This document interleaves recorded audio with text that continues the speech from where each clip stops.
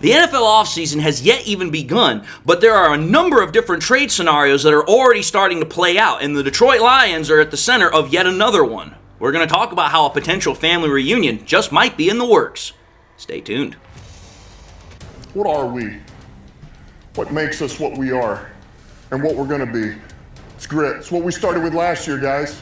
Doesn't matter if you have one ass cheek and 3 toes. I will beat your ass. Can definitely compete with the big dogs. 10, 5, end zone, touchdown, Detroit Lions. You guys are unbelievable, man. I'm telling you. We are driven by Detroit. Hello, Detroit Lions friends, fans, and family members. Welcome on back to yet another episode of MCM Motor City Mania.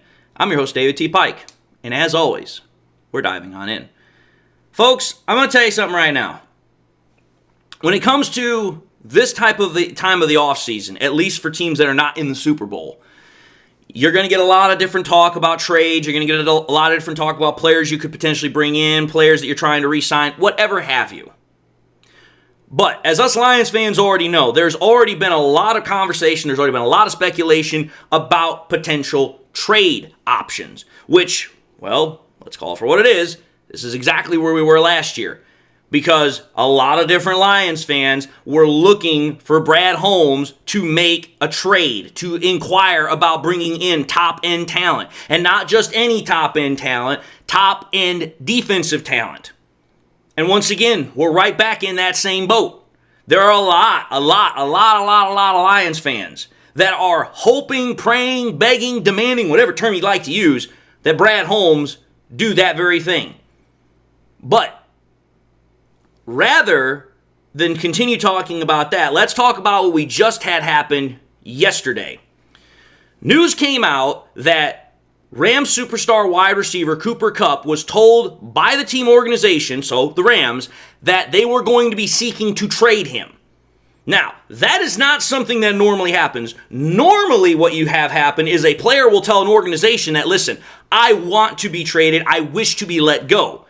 This is kind of the reverse opposite of that. The Rams told him, listen, we're going to be moving on from you. We're going to be seeking to trade you.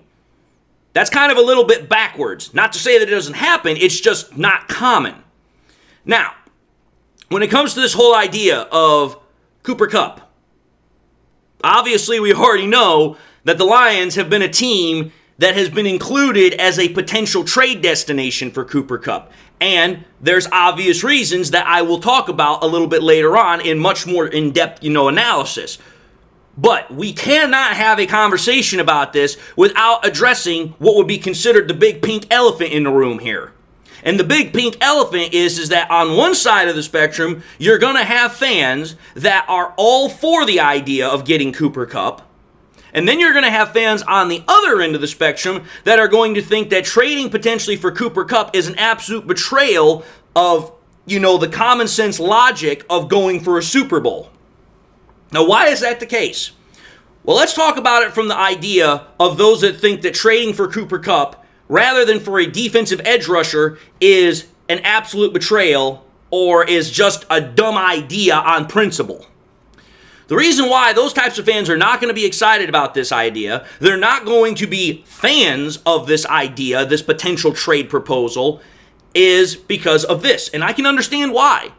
The reason why is because, again, they are adamant, begging, demanding, whatever term you'd like to use, that Brad Holmes go out and get an edge rusher that has a serious capability of dominating an offense. Guys like Myles Garrett, Max Crosby, one of the Watt brothers, one of the Bosa brothers, whatever player you'd like. They want Brad Holmes to inquire about making some sort of move on that front. And at this point, it's not even just about inquiring. They want to see a move altogether. But again, this is where this problem is not stemming into reality for some people. Again, I've said it before, I'll say it again now, and my God, I guarantee you I will say it again here in the near future once more. You cannot make something happen if the other person on the other end of the phone is not willing to listen. Again, let's just call it for what it is. Myles Garrett said that he wants out of Cleveland. But what did Cleveland say as soon as they heard that? We're not interested in trading him. So it's like, listen, the Cleveland Browns already knew they're going to get phone calls. They know teams are going to be inquiring about what it would take to potentially move him. But I know Brad Holmes for a fact. He already knows that if they're not willing to talk to them, pretty much the conversation's dead in the water. And there's no sense in beating your head against a brick wall that at the current moment has no chance of moving anywhere.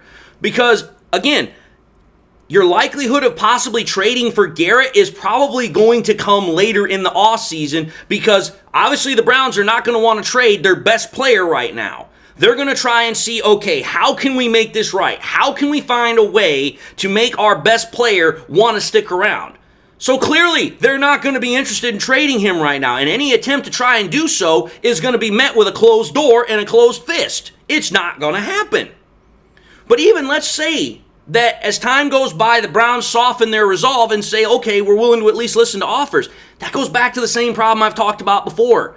The cost of trying to trade for a guy like a Crosby, a Garrett, a Bosa, a Watt, whatever, it's going to be astronomical.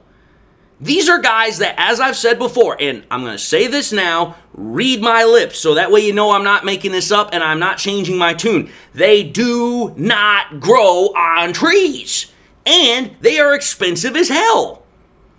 You're talking about Brad Holmes, who has been one of the most conservative guys when it comes to how he approaches building the roster in terms of, okay, are we giving out massive contracts to those that don't deserve it? Are we making big swing for the trade kind of big swing for the fences kind of trades? That's not what Brad Holmes has ever done. Again, the biggest trade that would even fall into that category was the very first one he ever pulled off. And that was the trade that got us to where we are right now. So again, let me clarify my position here. I'm not against the idea. I'm just simply saying, based upon the logic and everything we've seen prior to this, I just don't see it happening. Brad Holmes has never been one for saying, hey, you know what? We're just going to go all in. We're going to throw our chips into the middle on one particular player.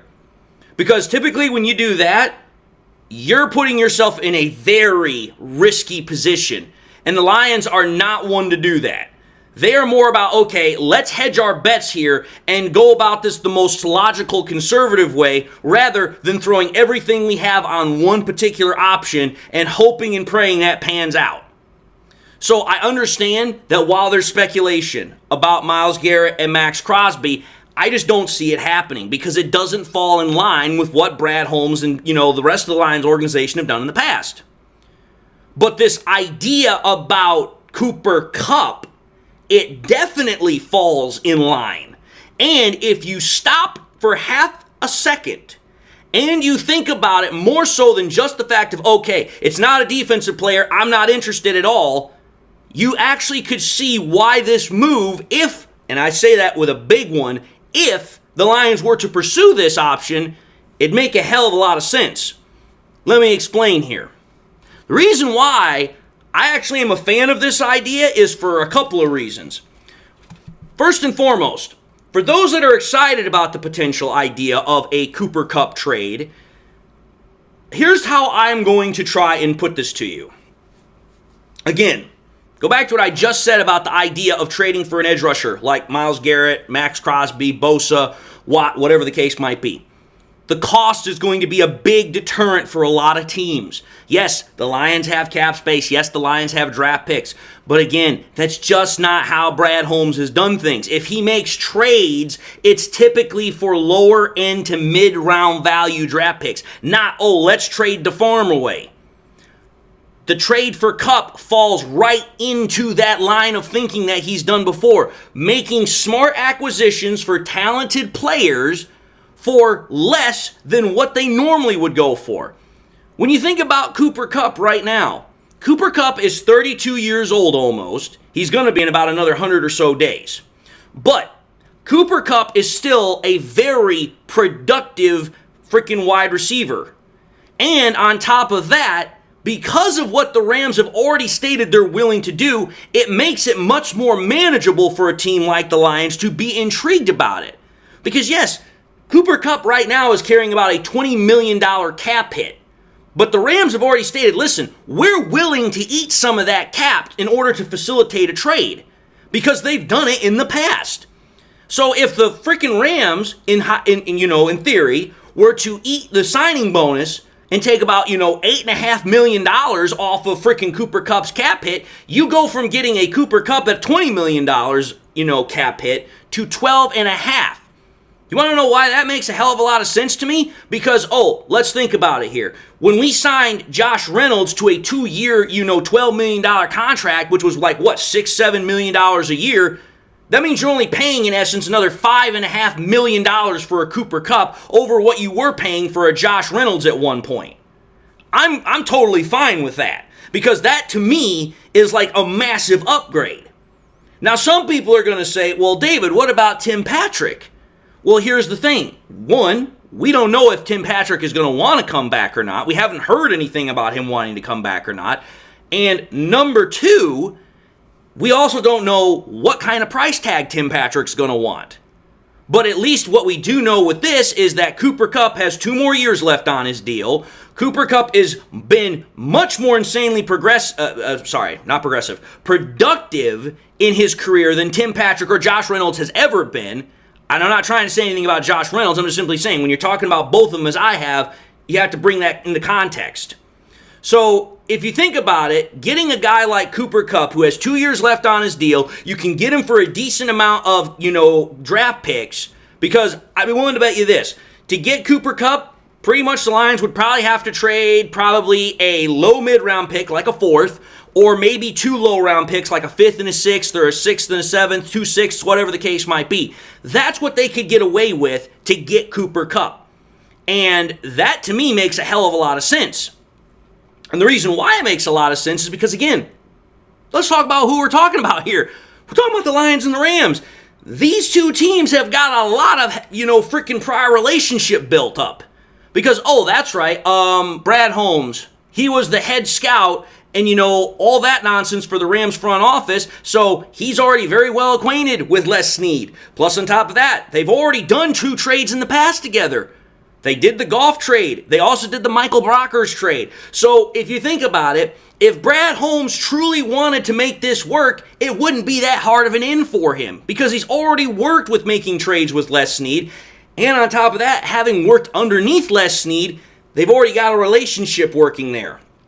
So for me, from that perspective, it makes a lot of sense as far as the logistics are concerned, as far as the management is concerned, as far as the cost is concerned. It would be extremely easy to make a deal like that work itself out. But there's more to this idea of trading for Cooper Kupp than just the logistics and, the finances and everything like that. How would it work in terms of the scheme, in terms of his use being done here with the Detroit Lions? Some people I already have talked to about this think that it wouldn't be a good idea, a good use, because of the fact that they think that Cooper Kupp is primarily just a slot receiver. Which, again, you have to understand something here.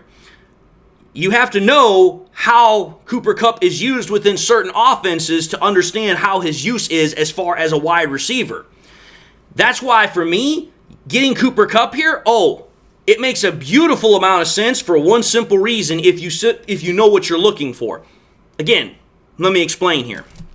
First and foremost, let's just address, again, another pink elephant in the room when it comes to this conversation about Cooper Kupp. Quite simply put, Jared Goff. I mean, I don't know how hard of a connection I have to make here on this one, but Goff was Cooper Kupp's first quarterback. Again, Cooper Kupp was drafted in 2017 in the 3rd round. Also, again, another heavy influence by Brad Holmes. So again, Brad Holmes knows what he's dealing with when it comes to Cooper Kupp.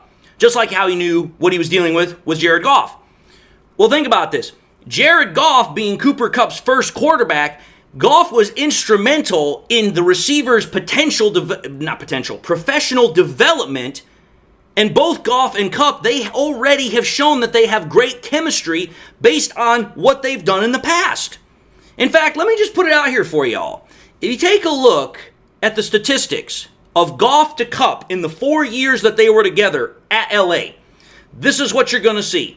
When you take a look at all 4 years combined, Jared Goff completed almost 74% of his passes to Kupp, actually had a little over 3,500 yards, was completing at 9.2 an average a throw to him, had 24 touchdowns to him, 7 interceptions that were on Cooper Kupp not making a play for the ball. That's the way at least PFF describes it. And there was a 114.8 passer rating of Goff to Kupp. So if you think about it, Kupp was very efficient with Goff and vice versa. Because if you're able to have those kinds of numbers, that tells me that you two, as a quarterback-wide receiver tandem, you understand each other very well. You know what to look for in each other. You have great chemistry. Now wait a minute here. Where have I heard this before? Jared Goff to Amon-Ra St. Brown. And wouldn't you know it, both of them have played together for 4 years, just like Goff and Kupp did. Well, what are those guys' numbers? What's Goff to Amon-Ra St. Brown look like over the last 4 years here in Detroit? Oh, baby. Take a look at these numbers. Goff to St. Brown since 2021. Goff has completed nearly 78% of his throws to St. Brown. Over 4,500 passing yards, 8.8 an average a throw, 31 touchdowns to 6 interceptions that were responsible by Amon-Ra St. Brown for a 118.3 passer rating. So wait a minute here. Goff going from LA to Detroit with a brand new wide receiver and Amon-Ra St. Brown, a guy that was drafted in the 4th round to Kupp's 3rd round, Goff was able to complete almost 4% higher than freaking what he was able to do with Kupp, has more than 1,000 yards more than what he was able to do with Kupp, and on top of that, has 7 more touchdowns to 1 less interception with a passer rating that is almost 4 points higher as well. So wait a minute here. That ought to tell you something right away. If Goff can do that with both of those guys on separate teams and separate tandems, imagine what the hell he could do if he had both of them. Because I just want to point something out here to y'all. Goff to Amon-Ra St. Brown, that's the Goff that we have right now. Much more mature, much more understanding of what his role is as a quarterback, knows the offense very well, definitely a respected guy in the locker room, and also the franchise quarterback. If you take a look at Goff when he was with Kupp, still very young, still learning his place not only as a quarterback in the NFL, but also as an individual. And on top of that, by the time we got to the end of Goff being in LA, Sean McVay had already planted a whole bunch of poison to really screw up with freaking Goff's, mind. Well, when you think about it like that, imagine now, because wait a minute here, think about this. That was Goff when he was younger, under a toxic head coach, and also when he hadn't still yet learned what it was meant to be a professional. He was still kind of in that phase of learning that. Well, now Goff is seasoned. So is also Kupp. We can't forget about Kupp here. Kupp is more seasoned. Kupp understands more about what it means to be a professional as well. You take that tandem that was so good when they were younger, and now they're more seasoned, more responsible, more mature, more understanding of what their jobs are, and you pair it together with a guy like Amon-Ra St. Brown and Jameson Williams and Sam Laporta and all the rest of them, you've got an offense that is quite literally just damn... Dude, I've talked about our offense being unstoppable, but imagine having a Cooper Kupp and an Amon-Ra St. Brown on the same damn team. Same damn field. And you've also got J-Mo around. Dude, try and tell me what freaking receiving core you're going to find that's better than that. Try and tell me what defensive backfield you're going to find that's going to be able to stop that on a consistent basis. Oh, and just to pair this one more thought, take all that I just talked about with the fact that we just got John Morton and we also got Dave Shaw to be the passing game coordinator and the offensive coordinator. Oh, yeah. Just try and tell me that would not be an absolutely beautiful, delicious kind of offense to behold. Now, I know some people are going to say, well, David, that's all great, grand, and glorious, but there's still problems here. Oh, really? What are that? Oh, they're going to say, well, again, freaking Cooper Kupp's more of a slot receiver. Plus, on top of that, Cooper Kupp has shown that he's got an injury problem. Okay, that's a fair enough an assessment. I can understand that point.